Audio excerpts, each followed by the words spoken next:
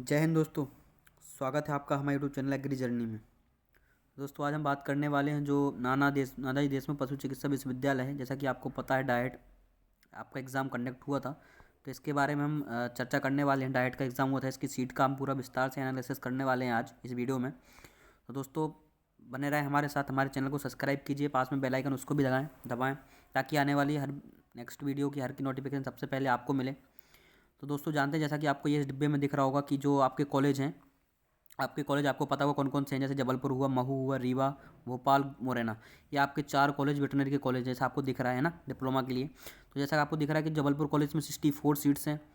ये जो सीट का एनालिसिस है ये दोस्तों आपको पता है कि जो बॉयज़ और गर्ल्स दोनों के लिए है ना, 64 है और 63 अपना महू कॉलेज में है, रीवा में भी 62 है और भोपाल में भी 61 है, मुरैना में 61। टोटल 311 सीट्स हैं, है ना। जैसा कि आपको पता है 311 सीट्स हैं। इनने नीचे नोटिस भी दे रखा है कि ये सीट्स घट भी सकती हैं, बढ़ भी सकती हैं। इसके बाद नोटिस के बारे में भी दोस्तों आप जानेंगे। तो आप इससे जो सीट्स का हम एनालिसिस करने वाले हैं, तो आप इससे पूरा पता लग सकता है कि मतलब आप अगर एनालिसिस करेंगे तो आपको सब समझ में आ जाएगा कि हमारा कितने नंबर पर सिलेक्शन हो रहा है। जैसा कि दोस्तों आपको दिख रहा है कि जो आपको जनरल की देखो, जो सीट का एनालिसिस करने वाले हैं अपन, हर एक कैटेगरी का एक के बाद एक क्रम से करने वाले हैं। जैसा कि आपको दिख रहा है जबलपुर कॉलेज की बात करने वाले हैं हम पहले। जैसे कि हम जबलपुर कॉलेज की बात करेंगे तो जो सामान्य के लिए और EWS आपको दिख रहा होगा, SC ST और OBC, ये इनने कैटेगरी डिवाइस कर रखी हैं सीटों की। तो जैसा कि आपको दिख रहा है जबलपुर कॉलेज में जो जनरल कैटेगरी के स्टूडेंट हैं उनके लिए कितनी है, ये नेट टोटल जनरल की दे रखी है 24। ये 24 सीट्स किसकी हैं, जनरल की। EWS की 3 सीट हैं और SC की कितनी है, 10 सीट ST की हैं और 12 ST की हैं, है ना। OBC की 16 सीट है। तो जबलपुर में जैसे आपको दिख रहा होगा कि जो अपना ये किसकी कैटेगरी वाइज है, ये ना तो गर्ल्स हैं बॉयज़ हैं, किसी भी इसमें किसी का भी कुछ भी नहीं है। तो ये सिर्फ कैटेगरी वाइज है, इन्होंने कैटेगरी वाइज सीटों का एनालिसिस किया है कि भाई जबलपुर में इतनी है और महू में इतनी है। तो ये कैटेगरी वाइज सीटों का एनालिसिस है। जैसा कि आपको दिख रहा है सीट ये कैटेगरी वाइज है और 111 टोटल कितनी है जो सामान्य की हैं। आप इस सीटों से ही आपको पता लग जाएगा। जैसा आपको दिख रहा है कि जो इस सीट का आपको दिख रहा होगा कि ये टोटल सीट है कितनी, 111। तो जो जनरल कैटेगरी से कितनी सीट्स हैं, 111। तो सामान्य का ये तो आपको चीज़ पता ही है कि जो सामान्य जो आपकी ST SC और जो OBC के हैं वो सारे किस में आ जाते हैं, जनरल कैटेगरी से, यानी सामान्य में। अगर इधर बच्चे कम होते हैं तो ये इस कैटेगरी में आ जाते हैं, इनको इस कैटेगरी से भी सीट मिल जाती है। तो इसका आपको पता होना चाहिए। 100 टोटल कितनी, 111 सीट्स हैं सामान्य की।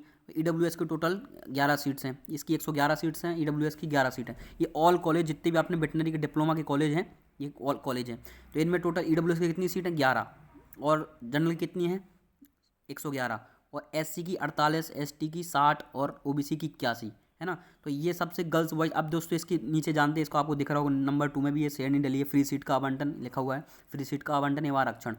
तो ये देखिए आपको दिख रहा होगा गर्ल्स बॉयज़, है ना। तो इससे आपको भी आपकी और एक्यूरेट रैंक का पता लग जाएगा कि हाँ इतनी रैंक पे हमारा सिलेक्शन हो जाएगा। तो और एक्यूरेट रैंक का आपको पता चले। जैसे आप काउंसलिंग, आपको पता है कि काउंसलिंग स्टार्ट हो गई है। तो जैसे कि आपको दिख रहा है वेटनरी जबलपुर कॉलेज है, तो जबलपुर कॉलेज में जनरल कैटेगरी अनारक्षित, आपको पता है कितना अनारक्षित, क्या दोस्तों, अनारक्षित जो अपने जनरल कैटेगरी के बच्चे हैं। तो देखिए जो बॉयज़ हैं, बॉयज़ की जनरल कैटेगरी कितनी है, 13 सीट्स बॉयज़ की हैं, गर्ल्स की 6 सीट गर्ल्स की हैं।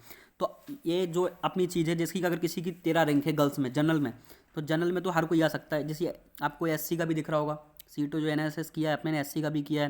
तो SC में जैसे आपको दिख रहा होगा जो बॉयज़ की हैं, तो बॉयज़ की सिर्फ 5 सीट अवेलेबल हैं। SC कैटेगरी बात कर रहे हैं अभी अपन, है ना।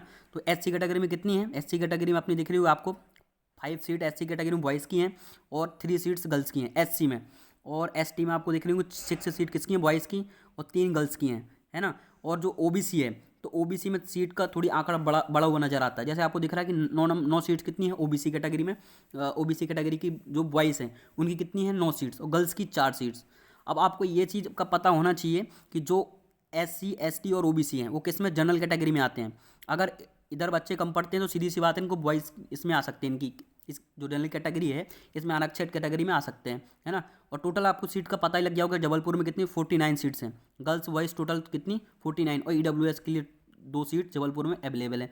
तो जिनकी जो EWS कैटेगरी में, आपको पता होना चाहिए जैसे EWS कैटेगरी में जिनकी भी सेकंड रैंक है तो उनके लिए जबलपुर कॉलेज आराम से मिल जाएगा। जिनकी भी कैटेगरी में सेकंड रैंक है उनको जबलपुर आराम से मिल जाएगा। इसी प्रकार से आप महू की भी बात कर सकते हो कि महू में टोटल ये आपकी टोटल सीट्स हैं कॉलेज की, गर्ल्स बॉयज़ और सबकी टोटल सीट्स इन इसी में दे रखी हैं, EWS की अलग से दे रखी है। तो टोटल जो बन रहा है तो जितना उतने 49 सीट्स जबलपुर में है, 49 ही महू में है, और 48 रीवा में है, 47 भोपाल में, 47 मुरैना में। आपको दिख रहा हो सीटों का गर्ल्स बॉयज़ SC ST का पूरा इन्हें दे रखा है। तो आप इनकी लिंक मैं आपको डिस्क्रिप्शन में दे दूंगा। तो आप इनके बारे में जो इनका आरक्षण को आप अपनी रैंक को रख के और इस चीज़ को रख के आप अपनी एक्यूरेट अपना वो जो सिलेक्शन का आंकड़ा है उसको आप देख सकते हैं आराम से। EWS का तो जो जनरल कैटेगरी के कमजोर वर्ग के होते हैं ना 10% रिजर्वेशन, उनका सीट्स में पहले से रिजर्वेशन आपको दिख रहा है 10% कि भाई जबलपुर में 2 हैं, महू में 1 है। तो महू में जिसकी EWS से रैंक लगी है वो उसी प्रकार से अब इसी में अब EWS की बात करते हैं तो EWS में भी गर्ल्स बॉयज़ में EWS भी होता है। तो ये दो सीट हैं, तो इसमें एक सीट किसकी होगी, एक सीट गर्ल्स की होगी, एक सीट बॉयज़ की होगी, है ना। तो इस चीज़ के बारे में आपको ये चीज़ ध्यान रखनी होगी कि कितनी सीट किधर है, तभी आप अपनी सीट्स का एक्यूरेट अनुमान लगा सकते हैं। ये आप बात करते हैं पेमेंट सीट की, या भी आपको पता हो कि पेमेंट सीट में कितने 20% रिजर्वेशन रहता है पेमेंट सीट का, कितने परसेंट, 20%। हर कॉलेज में जो भी कॉलेज हैं आपके, जैसे महू हुआ, जबलपुर हुआ, रीवा हुआ, तो इनमें जो भी सीट्स हैं अवेलेबल डाइट के जो डिप्लोमा हैं तो उसकी सिर्फ 20% सीट रिजर्व रहती हैं, है ना। तो आपको इसके बारे में सीट के बारे में पेमेंट सीट में भी आपको आराम से कॉलेज मिल जाते हैं।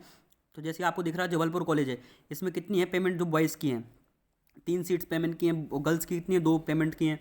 तो इसके बारे में भी आप जान लेना, जो आपको बिल्कुल जानना बहुत ज़रूरी है, क्योंकि इसी से आपकी रैंक का पता लग जाएगा कि सिलेक्शन हो रहा है। क्योंकि काउंसलिंग कराने का जो आपकी रैंक अगर हाई है तो काउंसलिंग कराने का कोई मतलब नहीं है ना। अगर आपकी जैसे आपको पता है रैंक अगर 800 से ज़्यादा है, आपकी 800 से अगर आपकी रैंक ज़्यादा है तो काउंसलिंग कराने का कोई मतलब नहीं है। अगर 750 के आसपास आपकी रैंक है तो आप आराम से काउंसलिंग कराएं, है ना।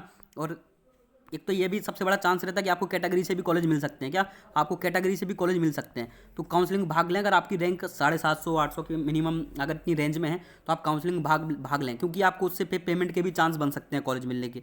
तो जैसा कि आपको दिख रहा है कि जो अपना कमजोर EWS है उनके लिए उन्होंने इस बार पेमेंट में दे रखा है। तो जो EWS के उनके लिए भी पेमेंट में नहीं देखिए, जो एक सीट से पेमेंट की नहीं दे रखी है जबलपुर में, एक दे रखी है न महू में, जबकि ये आपके तीनों कॉलेज हैं रीवा, भोपाल, मुरैना, इनमें एक भी सीट नहीं है पेमेंट के लिए, है ना। तो पेमेंट के लिए एक भी सीट इन्होंने EWS से नहीं दे रखी है।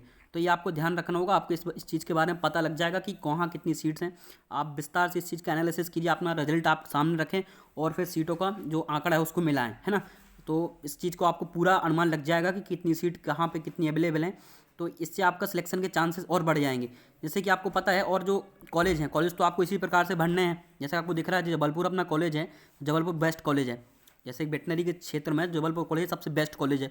जबलपुर हुआ, इसके बाद महू हुआ, ये दोनों बहुत बेहतरीन कॉलेज हैं, जबलपुर महू। रीवा भी ठीक ठाक कॉलेज है, उतना खास तो नहीं है, पर भोपाल और अच्छा कॉलेज है। तो इन कॉलेजों के बारे में आप, जैसे कि आप अगर कॉलेज फिल करते हैं तो आप जबलपुर को पहले प्रेफरेंस दे सकते हैं, इसके बाद आप महू को प्रेफरेंस दे सकते हैं, इसके बाद आप भोपाल को दे सकते हैं, इसके बाद रीवा को लास्ट में आप मुरैना को रखें, है ना। तो इसके बारे में आप जानने में आपको इसकी जो PDF है उसकी भी लिंक मैं आपको डिस्क्रिप्शन में दे दूंगा। और हमारा टेलीग्राम का चैनल है, आप उस पर जुड़ सकते हैं, उसकी लिंक मैं आपको डिस्क्रिप्शन में प्रोवाइड करा दूंगा। तो आप लिंक पे क्लिक करके आप हमारे जो टेलीग्राम चैनल है उस पर भी जुड़ सकते हैं। और एग्रीकल्चर से संबंधित जो जॉब्स हैं उस पर आप अपडेट बने रहने के लिए आप हमारे चैनल को सब्सक्राइब कर सकते हैं, है ना। तो मिलते हैं नेक्स्ट वीडियो में। कोई भी दिक्कत हो आप हमें कमेंट करके बताएँ, लाइक करें, है ना। मिलते हैं दोस्तों नेक्स्ट वीडियो में। जय हिंद, जय भारत।